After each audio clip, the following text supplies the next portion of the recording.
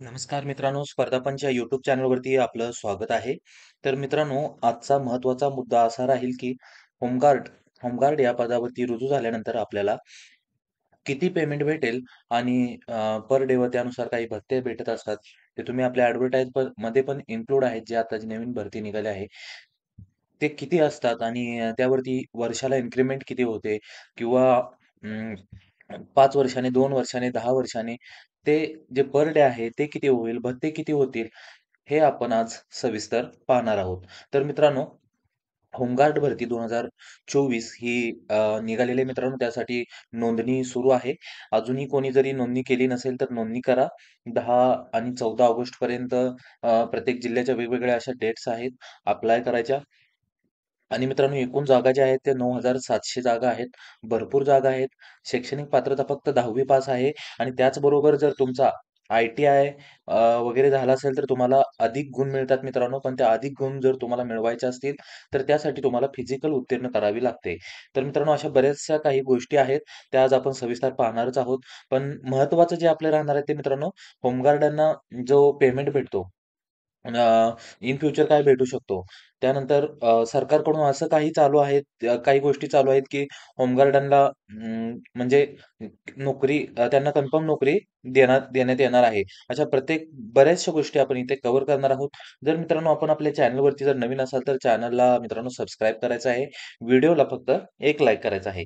तर मित्रांनो, आता आपण आपल्या ॲडव्हर्टाइजमध्ये जसं मेन्शन केलंय मित्रांनो, होमगार्डांना देयभत्ते काय लागू होणार. तर मित्रांनो, हे जे देयभत्ते आहेत, ते मित्रांनो तुम्ही ज्यावेळेस स्टार्टिंगला रुजू होताय होमगार्ड या पदासाठी, त्यावेळेस तुम्हाला जो देयभत्ता मिळतो, तो देयभत्ता इथे मेन्शन आहे. म्हणजे तुमच्या पहिल्या दिवसाला जो देयभत्ता तुम्हाला भेटेल, तो हा आहे मित्रांनो, 570 तुम्हाला पर डे भेटेल.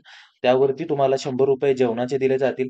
प्रशिक्षण काळात ₹35 खिसा भत्ता व ₹100 भोजन भत्ता व साप्ताहिक कवायतीसाठी ₹90 कवायत भत्ता दिला जातो.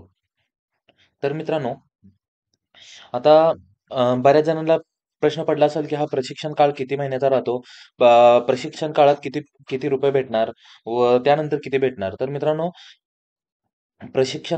काळात मित्रांनो तुम्हाला 35 व हे ₹100 आणि हे 90 म्हणजेच मित्रांनो, अ, जे ₹225 आहेत, ते तुम्हाला एक्स्ट्रा भेटणार. हे प्रशिक्षण काळातच भेटणार. म्हणजे फक्त 6 महिने तुम्हाला हे आपला जो कवायत भत्ता, खिसा भत्ता व भोजन भत्ता, म्हणजे हे एक्स्ट्रा भेटणार. हे भोजन भत्ता तर मित्रांनो तुम्हाला कॉमन आहे. हा भोजन भत्ता जास्त पकडूच नका. तसेच 570 तुम्हाला पर डे भेटणार आहे. तर बऱ्याचशा विद्यार्थ्यांचं असं म्हणणं होतं, की खाली एक त्याच्याच खाली 4 नंबरचा जो पॉइंट होता ॲडव्हर्टाइजमध्ये, शास्ती. शास्ती म्हणजे होमगार्ड सदस्यांना दररोज कर्तव्य दिले जात नाही, परंतु अत्यावश्यक प्रसंगी बंदोबस्ताकरिता विनाकारण अनुपस्थित राहणाऱ्या कर्तव्यामध्ये काटकसूर करणाऱ्या मित्रांनो 250 इतका पर डे दंड तुम्हाला येतो आणि 3 महिन्याची साधी कैद शिक्षा करण्याची सुद्धा तरतूद आहे किंवा तुम्हाला बडतर्फही करू शकतं. तर मित्रांनो, अ, हा पॉइंट मित्रांनो बऱ्याच बऱ्याच जणांना हा पॉइंट जरा जास्त कडक वाटतो, की बाबा नाही मला अर्जंट काम आलं तर मी कसं काय जॉबला जाऊ शकतो. हे असं बरेचसे मित्रांनो तुमच्याकडे हे होते. तर मित्रांनो, तुम्हाला ज्या वर्षाच्या सुट्ट्या आहेत मित्रांनो, ज्या 22 सुट्ट्या राहतात. आता माझा एक मित्र आहे होमगार्ड, त्याला विचारलं की किती सुट्ट्या राहतात वगैरे, तर त्याने ते 22चा आकडा सांगितला आहे. प्रत्येकाला वेगवेगळ्या असू शकतात एक्सपिरियन्सनुसार. जर तुम्हाला जास्त वर्ष झाले असतील होमगार्डमध्ये, तर तुम्हाला जास्त सुट्ट्या मंजूर झालेल्या असू शकतात. तर मित्रांनो, त्या 22 सुट्ट्या ज्या असतात मित्रांनो, तुम्ही त्या टाकू शकता. जर तुम्हाला पुढच्या आठवड्यात ड्युटी आहे, पण तुमचा इम्पोर्टंट काम पण आहे. जर तुम्हाला ते इग्नोर करायची आहे ती ड्युटी, तर तुम्ही करू शकता. आपल्याला माहिती आहे आपण होमगार्ड का जॉइन करतो, तर आपल्याला माहिती आहे आपला बिझनेस किंवा आपला जो व्यवसाय असेल, त्या व्यवसायाला अनुसरून आपण पकडून त्याला काम करू शकतो किंवा शेती करत हे होमगार्डचे जॉब करू शकतो. त्यासाठी आपण पकडलेला असतो. तर भिण्याचं कोणतंही कारण नाही मित्रांनो. तुम्हाला 22 दिवस सुट्ट्या आहेत. त्या सुट्ट्या तुम्ही त्या ठिकाणी टाकू शकताय. आणि हा इतका इश्यू येत नाही मित्रांनो. तुम्ही तुमच्या जर म्हणजे जे आपलं रिपोर्टिंग असतील साहेब, त्यांच्याशी बोलून सुद्धा हे सर्व काही करू शकता. एवढं काही खडतर असा हा शास्ती नाहीये. तर मित्रांनो, अ, भरतीसाठी तुम्हाला माहीत असेल मित्रांनो, थोडक्यात आपण भरतीचं बघायचं आहे. कारण अतिशय इम्पोर्टंट आहे.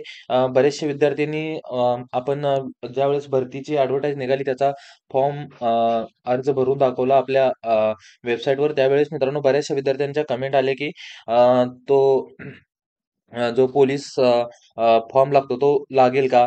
अशा बरेचसे मित्रांनो 3 महिन्याच्या आतील पोलीस चारित्र्य पडताळणी प्रमाणपत्र लागेल का? हे मित्रांनो लागणारच आहे. पण आता तुम्हाला नोंदणी करण्यासाठी काहीही कोणत्याही डॉक्युमेंटची गरज नाही. फक्त आधार कार्ड नंबर आणि मोबाईल नंबर तुमच्याकडे जर असेल तर तुम्ही नोंदणी करून ठेवू शकता. पण फक्त मित्रांनो एक असंच की जो जो जॉब लोकेशन जो तुमचा राहणार आहे मित्रांनो, तो तुमचा रहिवासी जो मी ज्या गावा ठिकाणी राहता तिथून थोडेसे दूरच्या अंतरावर म्हणजे त्याच एरियामध्ये राहणार आहे. तर त्यासाठी मित्रांनो तुम्ही जे सिलेक्ट करताय लोकेशन ते तुमच्या रहिवासी दाखल्याला मॅच झालं पाहिजे. त्याच पी-एसमध्ये तुम्ही तो अर्ज भरला पाहिजे मित्रांनो. तर मित्रांनो डॉक्युमेंट पण असे होते, तुम्ही पाहून घ्या. शैक्षणिक अर्हता म्हणजे 10वी पास असल्याचा, शाळा सोडल्याचा दाखला, तांत्रिक अर्हता तुम्ही जर कोणती दाखवणार असाल आय-टी-आय वगैरे, तांत्रिक अर्हता खाली आहेत, तर त्याचं मित्रांनो तुम्हाला प्रमाणपत्र लागेल. तांत्रिकमध्ये आय-टी-आय, स्पोर्ट वगैरे येतं मित्रांनो, ते बघून घेऊ आपण. त्यानंतर खाजगी नोकरीत करत असल्यास मालकाचे ना हरकत प्रमाणपत्र लागणार आहे मित्रांनो. जर तुम्ही खाजगी नोकरी करताय, जर तुम्ही कोणत्या म्हणजे प्रायव्हेट दुकानात जरी काम करताय मित्रांनो, तो मालक तुम्हाला पेमेंट ऑनलाईन करतोय, बँकमध्ये करतोय, बँक खात्यामध्ये. तर मित्रांनो त्याचं एक ना हरकत प्रमाणपत्र लागणार आहे. फक्त त्याच्याकडून लिहून घ्यायचं आहे, की हा म्हणजे काही हरकत नाही ह्याने इथे जॉब केला तरी. असं म्हणजे फक्त एक प्रमाणपत्र त्याच्याकडून लागणार आहे. तर शारीरिक क्षमता हे तुम्ही पाहिलंच असणार आहे, तुम्हाला माहीतच असणार आहे गोळाफेक वगैरे. अ, तांत्रिकमध्ये बघा आय-टी-आय प्रमाणपत्र लागणार आहे. त्यासाठी तुम्हाला 2 गुण असतील. खेळाडू प्रमाणपत्र असेल तर ते, माजी सैनिक असाल तर एन एन एन-सी-सी बी प्रमाणपत्र लागतं, एन-सी-सी-सी प्रमाणपत्र, परत जड वाहन चालक परवाना, परत नागरिक संरक्षण सेवेत जर तुम्ही असले तर त्याचे प्रमाणपत्र.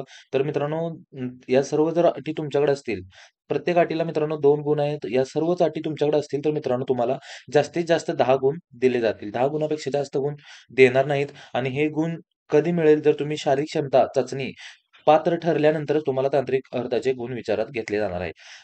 शारीरिक क्षमता चाचणी पात्र होणार मित्रांनो एवढं काही हे नाही त्यामध्ये. हां, आता सॅलरीबद्दल आपण बोलायचं आहे. सॅलरी इन्क्रिमेंट किती होणार? सॅलरी कशी राहणार? 5 वर्षानंतर, 2 वर्षानंतर, 10 वर्षानंतर आमची सॅलरी किती असणार? असे क्वेशन्स जर आपल्याला असतील तर इथे तुम्हाला त्याचा आन्सर भेटणार आहे. तर मित्रांनो हा जो आहे मित्रांनो, हा आपण पाहिला वरती, की फक्त हे प्रशिक्षण काळातच भेटणार आहेत. अ, बाकी जे आपल्याला हे फक्त 6 महिने पहिल्यांदा भेटले, तर बाकी जे भेटणार आहे 570 प्लस 100 म्हणजे 670 तुम्हाला पर डे भेटणार आहे. आता तुमचं म्हणणं होतं, की सॅलरी इन्क्रिमेंट किती होते? सॅलरी इन्क्रिमेंट कधी होते? तर आता आपल्याला बऱ्याच ठिकाणी आपल्याला माहीत आहे, की राजस्थान तसेच उत्तर प्रदेश जे राज्य आहेत ना, त्यांनी सर्व होमगार्डची जी कमिटी होती, होमगार्डचं जे मंडळ होतं, त्या होमगार्डने एक पत्र दिलं होतं, की राज्य शासनाला, की आमचा जो प्रतिदिन भत्ता आहे, कर्तव्य भत्ता त्यामध्ये वाढ व्हावी. ती किती वाढ व्हावी? तर 15% ने ती वाढ व्हावी. तर 15% ने ते त्यांना वाढ होऊन पण भेटले. पण बाकीच्या राज्यात अजून काही याबद्दल चर्चा नाही. पण जो फिक्स इन्क्रिमेंट राहतो मित्रांनो, जो 3 ते 4% हे वर्षाला 3 ते 4 या दोघांच्या मधीच राहतो. यापेक्षा जास्त नाही, यापेक्षा कमी राहणार नाही मित्रांनो. हा इन्क्रिमेंट फिक्स राहणार आहे तुमचा. तर तुमचा पर डे आहे तो किती होईल? तर आता हा तुमचा सध्याचा चालू असणारा 590 आहे. आफ्टर 3 इयर्स जर तुम्ही पाहिला तर 632 इतका पर डे होईल. म्हणजे तुम्हाला इंडियन जर पाहायचं असेल तर 21,000 to 23,000 येईल. तसेच शासनाने जे आता नियम काढले त्यामध्ये होमगार्डांना 6 महिने ड्युटी देणं हे कंपल्सरी केलेलं आहे. तर 6 महिन्याचं पुढं 9 महिनेही होऊ शकतं मित्रांनो. एक चांगला जॉब आहे.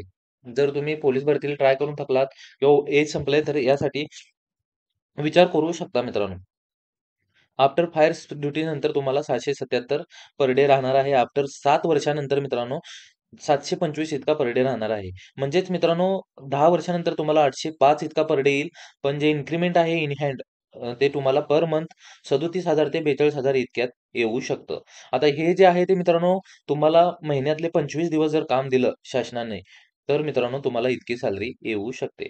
तर मित्रांनो महिन्याला 15 दिवस काम देणं हे शासनाचं कर्तव्य आहे. होमगार्ड यांना मध्ये जे आंदोलन झालं होतं त्यामध्ये हे ग्राह्य धरलं होतं, की इतकं आपल्याला इतके डेज आपल्याला काम भेटणार आहे. तर मित्रांनो अजून काही माहिती असेल तर आम्हाला कमेंट सेक्शनमध्ये कळवायचं आहे. कोणीही अजून अर्ज करत असाल तर आपल्याला अर्ज करण्यासाठी कोणतीही अडचण येत असेल तर आपल्या या आधीचाच व्हिडिओ आहे मित्रांनो होमगार्ड भरतीसाठी नोंदणी कशी करावी त्यासाठीचा एक व्हिडिओ आपण पोस्ट केलेला आहे तो पहा. त्यातूनही काही अडचण येत असेल तर या व्हिडिओवरती कमेंट करा. पेमेंटवरती काही तुमचे प्रश्न असतील तर तेही आम्हाला कमेंट सेक्शनमध्ये कळवा. आम्ही त्यासाठी तुम्हाला उत्तर नक्की देऊ. तर मित्रांनो व्हिडिओ आवडल्यास व्हिडिओला नक्की लाईक करायचा आहे. जाता-जाता चॅनलला सबस्क्राईब करून जायचं आहे. बेस्ट अँड बेस्ट नोटिफिकेशन तुमच्यासाठी घेऊन येईल मित्रांनो. तर आजच्यासाठी एवढंच. धन्यवाद.